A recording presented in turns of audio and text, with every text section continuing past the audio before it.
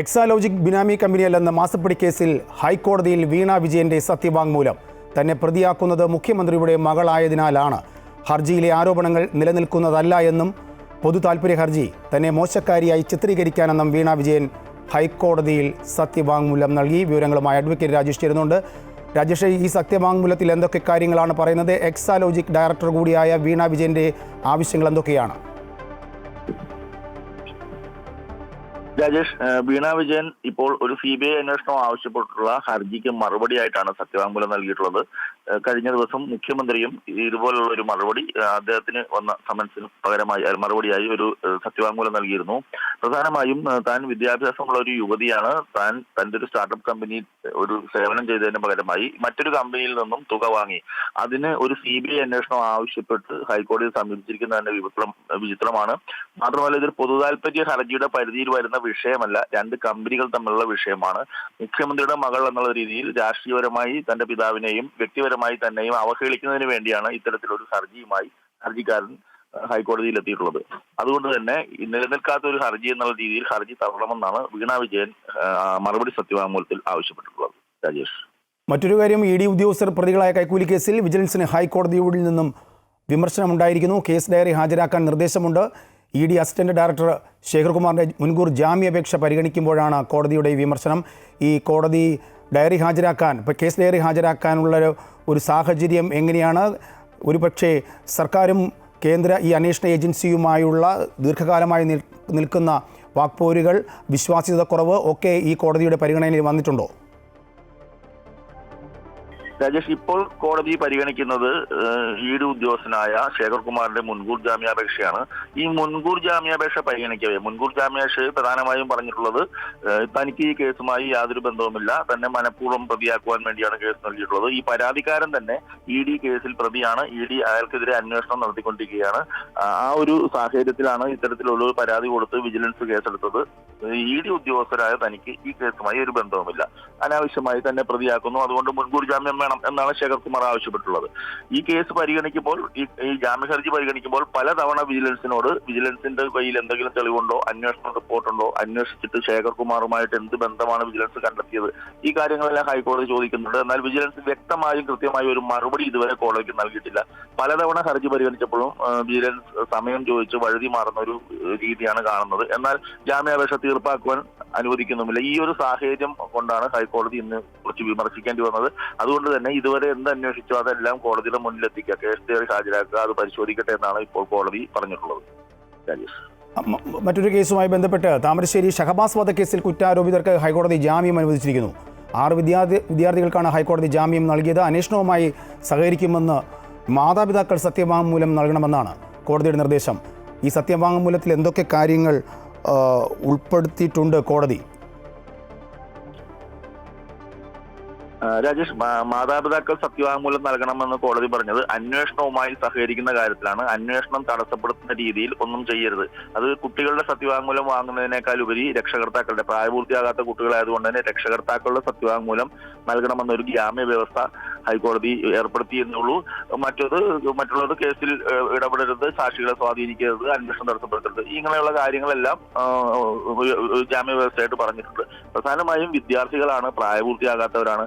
ഈ പ്രായത്തിൽ അവരെ എന്ത് കുറ്റാരോപിതരാണെങ്കിൽ പോലും അവരെ ഒബ്സർവേഷൻ ഹോമിൽ താമസിപ്പിക്കുന്നത് അവരുടെ ഭാവിയിൽ അവർക്ക് ഒരുപക്ഷെ നല്ല രീതിയിൽ ജീവിക്കുവാനുള്ള ഒരു ഇതിന് തടസ്സമാകുമെന്നുള്ളതും കൂടി ഒരു രക്ഷാകർതൃ സ്ഥാനത്ത് നിന്ന് കൊണ്ട് തന്നെ കോടതി പരിഗണിച്ചത് കൊണ്ടാണ് ഇവർക്ക് ജാമ്യം അനുവദിച്ചത്. ഇവർക്ക് പ്രവേശനത്തിനും ഇതിനു മുമ്പ് പരീക്ഷ എല്ലാത്തിനും കോടതിയുടെ ഇടപെടലുകൾ ഉണ്ടായിരുന്നു. അതെല്ലാം കോടതി കുട്ടികൾക്ക് സഹായകരമായ രീതിയിലുള്ള ഇടപെടലുകളാണ് ഉണ്ടായിട്ടുള്ളത്.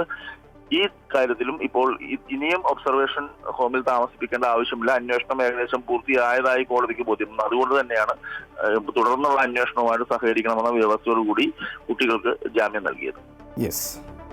അതേസമയം ഷഹബാസ് കൊലക്കേസിലെ പ്രതികളായ വിദ്യാർത്ഥികൾക്ക് ജാമ്യം നൽകിയതിൽ പ്രതികരണവുമായി പിതാവ് ഇക്ബാൽ.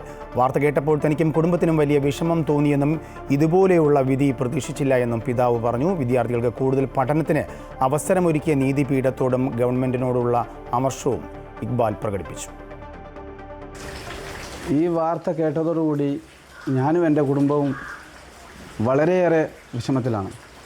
അതായത് ഒരിക്കലും നീതിപീഠത്തിൻ്റെ ഭാഗത്തുനിന്ന് എന്തായി കഴിഞ്ഞാൽ നിയമം നടപ്പാക്കുക എന്നുള്ളത്. പക്ഷേ ഈ നിയമം എനിക്ക് ഒരിക്കലും അംഗീകരിക്കാൻ പറ്റാത്തൊരു നീതിയാണ്. അതായത് ഇത്തരം കുട്ടികൾക്ക്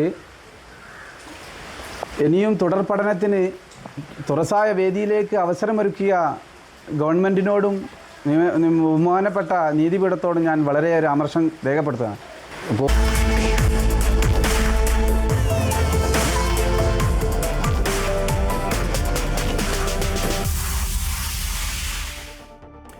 നിലമ്പൂരിൽ പ്രചരണം കൂടുതൽ ശക്തമാക്കാൻ മുന്നണികൾ സജീവമായി കഴിഞ്ഞു. സാഹചര്യം അനുകൂലമെന്ന വിലയിരുത്തലിൽ CPM മന്ത്രിമാരുൾപ്പെടെയുള്ള നേതാക്കൾ കൂടുതൽ ദിവസങ്ങൾ ക്യാമ്പ് ചെയ്ത് LDFനായി പ്രവർത്തിക്കും. നേരത്തെ പ്രചരണത്തിന് ഇറങ്ങാനായതിൻ്റെ മേൽക്കൈ പ്രിയങ്ക ഗാന്ധി എത്തുന്നതോടെ കൂടുതൽ അനുകൂലമാകുമെന്ന പ്രതീക്ഷയിലാണ് UDF. മലയോര കർഷക മേഖലയിൽ ശ്രദ്ധ ഊന്നിയാണ് NDAയുടെ പ്രചരണം. അതേസമയം കൂടുതൽ പ്രചരണം ഇനി മുതൽ ശക്തമാക്കാനാണ് PV അൻവറിൻ്റെ തീരുമാനം. അതേസമയം UDFും ജമാഅത്ത് ഇസ്ലാമിയും ഐക്യകക്ഷികളായി മാറിയെന്ന് MV ഗോവിന്ദൻ ആരോപിച്ചു. ഈ വർഗീയ കൂട്ടുകെട്ടിനെക്കുറിച്ച് മുസ്ലിം ലീഗിന് എന്താണ് പറയാനുള്ളതെന്നും MV ഗോവിന്ദൻ ചോദിച്ചു. UDFും ജമാഅത്ത് ഇസ്ലാമിയും ഐക്യ കക്ഷികളായിട്ട് മാറി എന്നുള്ളതിൻ്റെ പ്രഖ്യാപനമാണ് VD സതീശൻ പ്രതിപക്ഷ നേതാവ് നടത്തിയിട്ടുള്ളത്. മുസ്ലിം ലീഗ് ഉൾപ്പെടെയുള്ള രാഷ്ട്രീയ പാർട്ടികൾ അതുപോലെ തന്നെ UDFിൻ്റെ ഭാഗമായിട്ട് നിൽക്കുന്ന മറ്റ് രാഷ്ട്രീയ പാർട്ടികൾ ഈ വർഗീയ കൂട്ടുകെട്ടിനോട് എന്ത് നിലപാടാണ് സ്വീകരിക്കുന്നത് എന്ന് ജനങ്ങളോട് വ്യക്തമാക്കേണ്ടതുണ്ട് എന്നാണ് അത് സംബന്ധിച്ച് എനിക്ക് ചൂണ്ടിക്കാണിക്കാനുള്ളത്. കൂടുതൽ വിശദാംശങ്ങളുമായി TK അരവിന്ദൻ ചേരുന്നുണ്ട്. അരവിന്ദൻ, ആദ്യം ഇപ്പോൾ നിലമ്പൂരിൽ ചർച്ച ചെയ്യപ്പെടുന്നത് അല്ലെങ്കിൽ പ്രചരണത്തിൽ സജീവമാകുന്നത് ജമാഅത്ത് ഇസ്ലാമിയാണ്. ഈ ജമാഅത്ത് ഇസ്ലാമിയുടെ കൂട്ട് ആർക്ക് ഗുണം ചെയ്യും, ആർക്ക് പ്രതികൂലമായി അത് ബാധിക്കും? തീർച്ചയായും ജമാഅത്തെ ഇസ്ലാമിയുടെയും വെൽഫെയർ പാർട്ടിയുടെയും പിന്തുണയാണ് ഇപ്പോൾ നിലമ്പൂരിലെ പ്രധാന ചർച്ചാ വിഷയം. UDF ഇക്കാര്യത്തിൽ വലിയ തോതിൽ പ്രതിരോധത്തിലാവുന്നത്. പക്ഷേ ഇതുകൊണ്ട് ഗുണം ലഭിക്കുന്ന പ്രതീക്ഷയിൽ തന്നെയാണ് UDF ഉള്ളത്. കഴിഞ്ഞ ഇലക്ഷൻ വരെ LDFനെ സഹായിച്ച കക്ഷിയാണ് വെൽഫെയർ പാർട്ടി. അവർ ഇപ്പോൾ UDFനെ പിന്തുണയ്ക്കുമ്പോൾ മാത്രമാണ് വർഗീയമാകുന്നത് എന്നാണ് UDF പറയുന്നത്. LDFനെ പിന്തുണയ്ക്കുമ്പോൾ അത് ഉണ്ടായിരുന്നില്ല. അതുമാത്രമല്ല PDP ഉൾപ്പെടെയുള്ള കക്ഷികൾ LDFനെ പിന്തുണയ്ക്കുന്നു. അതിലൊന്നും വർഗീയവാദം അവർ കാണുന്നില്ല എന്നുള്ള കാര്യമാണ് പറയുന്നത്. പക്ഷേ CPM ഇക്കാര്യത്തിൽ വളരെ കർശനമായ നിലപാട് തന്നെയാണ് എടുക്കുന്നത്. UDF വർഗീയവാദികളുടെ കൂടാരമായി മാറിയിരിക്കുന്നത് എന്ന് തന്നെയാണ് MV ഗോവിന്ദൻ പറയുന്നത്. ഇത് ലീഗ് മറുപടി പറയണമെന്നും പറയുന്നു. ഈ വിഷയം തന്നെയാണ് ഇവിടുത്തെ പ്രധാന തെരഞ്ഞെടുപ്പ് വിഷയമെന്ന് പറയുന്നത്. ഇന്ന് അതിൽ ഒരു പടി കൂടി കടന്ന് BJP LDFനെ സഹായിക്കുന്നു എന്നുള്ള ഒരു ആരോപണം രമേശ് ചെന്നിത്തലയും K മുരളീധരനും ഉന്നയിക്കുകയുണ്ടായി. ഇനി വരും ദിവസങ്ങളിൽ ഇതിന് BJP മറുപടി പറയേണ്ടി വരും. ഇതോടുകൂടി ഈ വർഗീയത തന്നെയായിരിക്കും നിലമ്പൂരിൽ പ്രധാന ഒരു തെരഞ്ഞെടുപ്പ് വിഷയമായി മാറുന്നു എന്ന സൂചനയാണ് ഇപ്പോൾ ലഭിക്കുന്നത്. അതേസമയം പാർട്ടികളെല്ലാം വലിയ തോതിലുള്ള തെരഞ്ഞെടുപ്പ് പ്രചരണത്തിലാണ്. കേന്ദ്ര നേതാക്കളായിട്ട് മുഖ്യമന്ത്രി വരുന്നുണ്ട്. LDFിന് വേണ്ടി ഇന്ന് 8 മന്ത്രിമാർ സ്ഥലത്തുണ്ട്. അങ്ങനെ എല്ലാ വിധത്തിലുള്ള പ്രചരണം LDF ഒരുക്കുമ്പോൾ പ്രതിപക്ഷ UDFും അങ്ങനെ തന്നെ പ്രിയങ്ക ഗാന്ധി വരുന്നു, KS വേണുഗോപാൽ വരുന്നു. അങ്ങനെ എല്ലാ തരത്തിലുള്ള പ്രചരണവും മുന്നേറുകയാണ്. രാജേഷ്. TK അരവിന്ദനാണ് നിലമ്പൂരിൽ നിന്നും തത്സമയം റിപ്പോർട്ട് നൽകിയത്. വർഗീയ കക്ഷികളുമായി എല്ലാ കാലവും കൂട്ടുകൂടിയത് CPM എന്ന കോൺഗ്രസ് നേതാവ് രമേശ് ചെന്നിത്തല. PDPയുടെ പിന്തുണ വാങ്ങിയ CPM ജമാഅത്ത് ഇസ്ലാമിക്കെതിരെ രൂക്ഷ വിമർശനം നടത്തുന്നത് നാണം കെട്ട പരിപാടിയാണെന്നും ചെന്നിത്തല ആരോപിച്ചു. കേരള രാഷ്ട്രീയം പരിശോധിച്ചാൽ എന്നും വർഗീയ ശക്തികളുമായി കൂട്ടുകെട്ടുണ്ടാക്കിയിട്ടുള്ളത് CPM ആണ്. എന്തിനേറെ അടിയന്തരാവസ്ഥയ്ക്ക് ശേഷം BJPയുമായിട്ട് വന്ന് അന്ന് BJP ഇല്ല, ജനസംഘവുമായി ചേർന്ന് തെരഞ്ഞെടുപ്പിൽ മത്സരിച്ചൊരു പാർട്ടിയാണ് CPM. തീവ്ര വർഗീയ സ്വഭാവമുള്ള ജനസംഘവുമായി അന്ന് കൂട്ടുകെട്ട് ഉണ്ടാക്കുകയും തെരഞ്ഞെടുപ്പിൽ ഒരുമിച്ച് മത്സരിക്കുകയും ചെയ്ത ആളുകളാണ്. ജമാഅത്ത് ഇസ്ലാമിയുമായി ഇതപര്യന്തം കൂട്ടുകൂടിയിട്ടുള്ള പ്രസ്ഥാനം CPM അല്ലേ? കേരളത്തിൻ്റെ മുഖ്യമന്ത്രിയായ പിണറായി വിജയൻ അവരുടെ ഓഫീസിൽ പോയി അവരോട് ചർച്ച നടത്തി അവരുടെ പിന്തുണ തേടിയിട്ടുണ്ട്. PDPയെ പിന്തുണച്ചും ജമാഅത്ത് ഇസ്ലാമിയെ തള്ളിയും CPI സംസ്ഥാന സെക്രട്ടറി ബിനോയ് വിശ്വം RSS എങ്ങനെയാണോ ഹിന്ദു രാഷ്ട്രം കെട്ടിപ്പടുക്കാൻ ശ്രമിക്കുന്നത് അതുപോലെയാണ് ജമാഅത്ത് ഇസ്ലാമി മുസ്ലിം രാഷ്ട്രം ഉണ്ടാക്കാൻ ശ്രമിക്കുന്നത്. ജമാഅത്ത് ഇസ്ലാമിക്ക് ഉള്ളതുപോലെയുള്ള ഒരു പ്രത്യയശാസ്ത്ര തീവ്രവാദ അടിത്തറ PDPക്ക് ഇല്ല എന്നും ബിനോയ് വിശ്വം പറഞ്ഞു. ജമാഅത്ത് ഇസ്ലാമിക്കുള്ള പോലുള്ളൊരു പ്രത്യയശാസ്ത്ര അടിത്തറ PDPക്കില്ല. ലോകത്താകത്തിന് വ്യാപിച്ചു കിടക്കുന്ന ഒരു ഇസ്ലാമിക മതരാഷ്ട്രവാദത്തിൻ്റെ ശക്തിയാണ് ജമാഅത്തെ ഇസ്ലാമി. അതിനടിസ്ഥാനം എങ്ങനെയാണോ RSS ഹിന്ദു രാഷ്ട്രം കെട്ടിപ്പടുക്കാൻ ബാധിക്കുന്നത്, അതുപോലെയാണ് ജമാഅത്തെ ഇസ്ലാമി ഇസ്ലാം രാഷ്ട്രം കെട്ടിപ്പടുക്കാൻ ശ്രമിക്കുന്നത്. അതിൻ്റെ വരവ് തന്നെ കേരളത്തിൽ ഇന്ത്യയുടെ മോചനം ഇസ്ലാമിലൂടെ മാത്രം എന്ന് പറഞ്ഞുകൊണ്ടാണ്. അതാണല്ലോ ജമാഅത്തെ ഇസ്ലാമി. അതുപോലൊരു പ്രത്യയശാസ്ത്ര തീവ്രവാദ അടിത്തറ BJP പീഡിപ്പിക്കില്ല. നിലമ്പൂർ ഉപതെരഞ്ഞെടുപ്പിൽ UDFന് വെൽഫെയർ പാർട്ടി പിന്തുണ നൽകിയതിൽ അത്ഭുതമില്ല എന്ന് കോൺഗ്രസ് നേതാവ് K മുരളീധരൻ. 2019 മുതൽ വെൽഫെയർ പാർട്ടി കോൺഗ്രസിനൊപ്പമുണ്ട്. കമ്മ്യൂണൽ ചേരിതിരിവുണ്ടാക്കി LDF തരംതാണ രാഷ്ട്രീയം കളിക്കുന്നു. ജമാഅത്ത് ഇസ്ലാമിയെ അസോസിയേറ്റ് അംഗമാക്കുവാനുള്ള ചർച്ച നടത്തിയിട്ടില്ല എന്നും K മുരളീധരൻ കോഴിക്കോട് പ്രതികരിച്ചു. മസ്ജിദിന്റെ തകർച്ചയ്ക്ക് ശേഷം RSSനെയും ജമാഅത്ത് ഇസ്ലാമിനെയും അന്ന് കോൺഗ്രസ് ഗവൺമെൻറ് നിരോധിച്ചപ്പോൾ 96 മുതൽ തുടർച്ചയായിട്ട് കേരളത്തിൽ LDFനും കേന്ദ്രത്തിൽ കോൺഗ്രസ് വിരുദ്ധ സമീപനമാണ് സ്വീകരിച്ചത്. വെൽഫെയർ പാർട്ടി ഉണ്ടാക്കിയത് 2010 അന്നും അവരുടെ സ്റ്റാൻഡ് മാറിയിട്ടില്ല. പക്ഷേ 2019 വന്നപ്പോഴാണ് ആ പാർട്ടി സ്റ്റാൻഡ് മാറ്റിയത്. പിന്നെ വെൽഫെയർ പാർട്ടിയുടെ സ്റ്റാൻഡും അതിനുശേഷം പിന്നെ ജമാഅത്ത് ഇസ്ലാമി സ്റ്റേറ്റ്മെൻറ്റുകളൊന്നും കൊടുത്തിട്ടില്ല. അതായത് ആർക്ക് പിന്തുണ നൽകുന്നതെന്നൊന്നും പറഞ്ഞിട്ടില്ല. വെൽഫെയർ പാർട്ടിയാണ് പിന്നീടുള്ള എല്ലാ കാര്യങ്ങളും കൈകാര്യം ചെയ്തിട്ടുള്ളത്. അങ്ങനെ യാതൊരു ചർച്ചയും നടന്നിട്ടില്ല. ഇതിപ്പോൾ നിലമ്പൂർ ബൈ ഇലക്ഷൻ വന്നപ്പോൾ സ്വാഭാവികമായിട്ടും അവരുടെ നിലപാട് പറഞ്ഞു. ഞങ്ങളുടെ സ്വരാജിന് പിന്തുണ നൽകിയതിൽ ഹിന്ദു മഹാസഭയിൽ ഭിന്നത. സ്വരാജിനെ പിന്തുണയ്ക്കാൻ തീരുമാനിച്ചിട്ടില്ല എന്ന ഹിന്ദു മഹാസഭാ നേതാവ് സ്വാമി ഹിമവൽ ഭദ്രാനന്ദ പറഞ്ഞു. മനസ്സാക്ഷിക്കനുസരിച്ച് വോട്ട് ചെയ്യണമെന്നും സ്വാമി പറഞ്ഞു.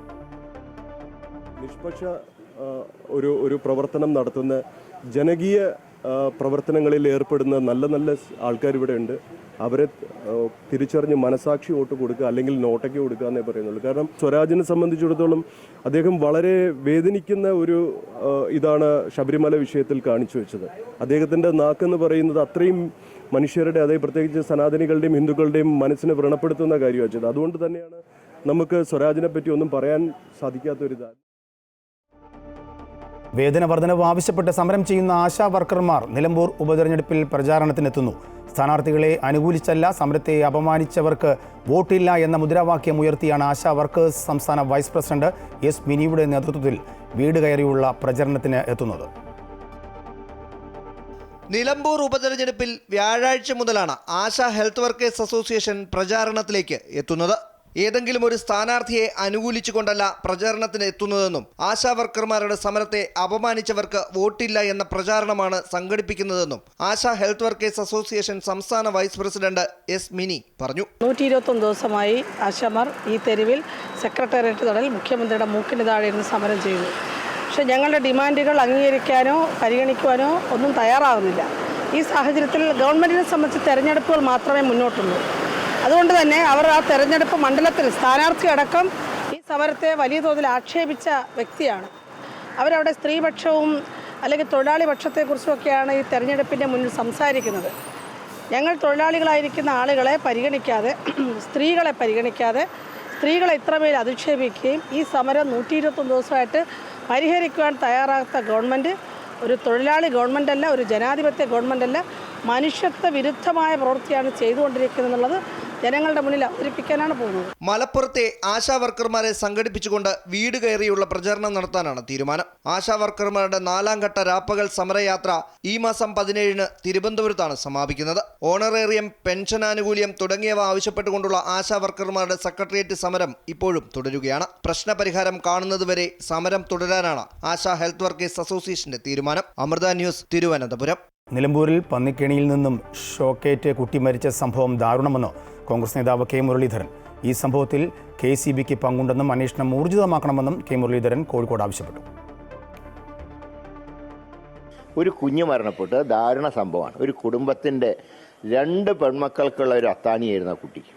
ആ കുട്ടി മരിച്ചപ്പോൾ അത് നിസ്സാരമായിട്ട് കാണരുത്. കാരണം ഈ കെണി വെച്ച ആൾ കൃഷിക്ക് വേണ്ടി കെണി വെച്ചതല്ല, പന്നിയെ പിടിച്ച് മാംസം വിൽക്കുന്ന ഏർപ്പാട് അയാൾക്ക്. അത് മാത്രമല്ല, മെയിൻ കണക്ഷൻ എടുത്തിട്ടില്ല, മെയിൻ ലൈനിൽ ആ കണക്ഷൻ എടുത്തിട്ടില്ല. അപ്പോൾ അതിൽ KCB ഉൾപ്പെടെ ഉത്തരവാദിത്തമുണ്ട്. അതാണ് ഞങ്ങൾ പറഞ്ഞ്, ഞങ്ങൾ അന്വേഷിച്ച് എന്ത് വേണമെങ്കിലും അന്വേഷിച്ച് ഞങ്ങൾ ആരും ന്യായീകരിക്കുന്നില്ല. അതുകൊണ്ടാണ്. സിംഗപ്പൂരിൽ നിന്നുള്ള വാൻഹായി കപ്പലിലെ തീ ഭാഗികമായി അണച്ചു. നിലവിൽ തീ നിയന്ത്രണ വിധേയമാണെങ്കിലും കടുത്ത പുക ഉയരുന്നുണ്ട്. തീ പൂർണ്ണമായും അണയ്ക്കാൻ 4 കപ്പലുകൾ കൂടി ഉടൻ എത്തിയേക്കും. ഭാഗികമായി തീയണയ്ക്കാനായതോടെ കപ്പൽ സുരക്ഷിതമായി നടുകടലിലേക്ക് കെട്ടിവലിക്കാനുള്ള സാധ്യതകൾ പരിശോധിക്കുകയാണിപ്പോൾ. എണ്ണ ടാങ്കറിലേക്ക് തീ പടർന്നാൽ ഉഗ്രസ്ഫോടനം ഉണ്ടാകുമെന്ന ആശങ്കകൾക്കിടെയാണ് ശുഭവാർത്ത വരുന്നത്.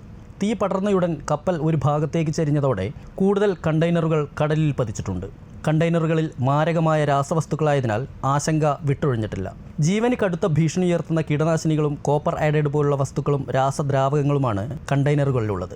അതേസമയം കണ്ടെയ്നറുകൾ കേരള തീരത്തിന് ഭീഷണിയല്ലെന്നാണ് വിദഗ്ധർ അഭിപ്രായപ്പെടുന്നത്. കടലിൽ വീണ കണ്ടെയ്നറുകൾ ശ്രീലങ്ക, തമിഴ്നാട് തീരങ്ങളിൽ എത്താനാണ് സാധ്യതയെന്ന് പറയപ്പെടുന്നു. കണ്ണൂരിലെ അഴീക്കൽ തീരത്ത് നിന്ന് 44 നോട്ടിക്കൽ മൈൽ അകലെയാണ് കപ്പലിന് തീപിടിച്ചത്. അമൃത ന്യൂസ്, കോഴിക്കോട്. നടൻ കൃഷ്ണകുമാറിൻ്റെ മകൾ ദിയ കൃഷ്ണയുടെ സ്ഥാപനത്തിലെ ജീവനക്കാരുടെ കേസിൽ നിർണായക വഴിത്തിരിവ്.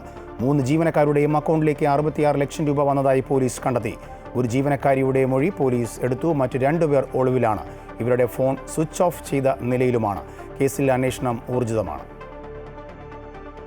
സ്ഥാപന ഉടമയായ ദിയ കൃഷ്ണയുടെയും ജീവനക്കാരായ വിനീത, ദിവ്യ, രാധാകുമാരി എന്നിവരുടെയും ബാങ്ക് അക്കൗണ്ടുകളാണ് അന്വേഷണ സംഘം വിശദമായി പരിശോധിച്ചത്. ദിയയുടെ സ്ഥാപനത്തിൽ കഴിഞ്ഞ ദിവസം പോലീസ് പരിശോധന നടത്തിയിരുന്നു. ഡിജിറ്റൽ തെളിവുകൾ മുൻനിർത്തിയുള്ള വിശദമായ അന്വേഷണത്തിലാണ് 66 ലക്ഷം രൂപ 3 ജീവനക്കാരുടെയും അക്കൗണ്ടിലേക്ക് വന്നതായി കണ്ടെത്തിയത്. 2024 ജൂലൈ മാസത്തിനും പരാതി നൽകുന്നതുവരെയുള്ള കാലയളവിനും ഇടയിലായാണ് 66 ലക്ഷം രൂപ 3 പേരുടെയും അക്കൗണ്ടിലേക്ക് വന്നിട്ടുള്ളത്. അതേസമയം നികുതി തട്ടിപ്പിന്റെ ഭാഗമായി ദിയ തന്നെയാണ് ഇവരോട് പണം വാങ്ങിയ ശേഷം ATM-ൽ നിന്നെടുത്തു നൽകാൻ ആവശ്യപ്പെട്ടിരുന്നുവെന്നാണ് ജീവനക്കാരികളുടെ വാദം. എന്നാൽ ഇവർ പണം പിൻവലിച്ചതിന്റെ യാതൊരു തെളിവും പോലീസിന് കണ്ടെത്താനായിട്ടില്ല. 3 പേരും തിരുവനന്തപുരം വലിയതുറ സ്വദേശിനികളാണ്. ഇവരോട് അക്കൗണ്ട് രേഖകളുമായി മ്യൂസിയം സ്റ്റേഷനിലെത്താൻ പോലീസ് ആവശ്യപ്പെട്ടിട്ടും എത്തിയിരുന്നില്ല. തുടർന്ന് പോലീസ് വീട്ടിലെത്തി ഒരാളുടെ മൊഴിയെടുത്തു. എന്നാൽ മറ്റു 2 പേരെ കണ്ടെത്താനായില്ല. ഇവരുടെ ഫോൺ സ്വിച്ച് ഓഫ് ചെയ്ത നിലയിലാണ്. ജീവനക്കാരികൾ സാമ്പത്തിക തട്ടിപ്പ് നടത്തിയെന്ന നിഗമനത്തിലാണ് പോലീസ്. കേസിൽ തുടരന്വേഷണം ഊർജിതമായി നടക്കുന്നു. അമൃത ന്യൂസ്, തിരുവനന്തപുരം. സംസ്ഥാനത്ത് കോവിഡ് കേസുകളിൽ വർധനവ്. രോഗികളുടെ എണ്ണം 2223 ഉയർന്നു. 24 മണിക്കൂറിനിടയിൽ 3 മരണവും സംസ്ഥാനത്ത് റിപ്പോർട്ട് ചെയ്തിട്ടുണ്ട്. രാജ്യത്താകെ കോവിഡ് രോഗികളുടെ എണ്ണം 7121. രാജ്യത്ത് ആകെ കോവിഡ് കേസുകളുടെ എണ്ണത്തിലും ഗണ്യമായ വർധനവാണ് രേഖപ്പെടുത്തുന്നത്. 24 മണിക്കൂറിനിടെ 306 കേസുകൾ ഉയർന്നു. ഇതിൽ 6 മരണവും റിപ്പോർട്ട് ചെയ്തിട്ടുണ്ട്. 7121 ആകെ ആക്റ്റീവ് കേസുകൾ. ദേശീയ ശരാശരിയുടെ 30% രോഗികളും കേരളത്തിൽ തന്നെയാണ്. ഇന്നലെ മാത്രം രോഗികളായവർ 170. ഇതോടെ സംസ്ഥാനത്തെ ആക്റ്റീവ് കേസുകൾ 2223 മാറി. രാജ്യത്ത് ഇന്നലെ റിപ്പോർട്ട് ചെയ്ത 6 കോവിഡ് മരണങ്ങളിൽ 3 പേരും കേരളത്തിലാണ്. 87 വയസ്സുള്ള സ്ത്രീയും 78ഉം 69ഉം വയസ്സുള്ള പുരുഷന്മാരുമാണ് മരിച്ചത്. അതേസമയം സംസ്ഥാനത്ത് 302 പേർക്ക് കഴിഞ്ഞ ദിവസം രോഗം ഭേദമായി. രാജ്യത്തെ 929 പേരാണ് ഇന്നലെ മാത്രം രോഗമുക്തി നേടിയത്. അമൃത ന്യൂസ്, തിരുവനന്തപുരം.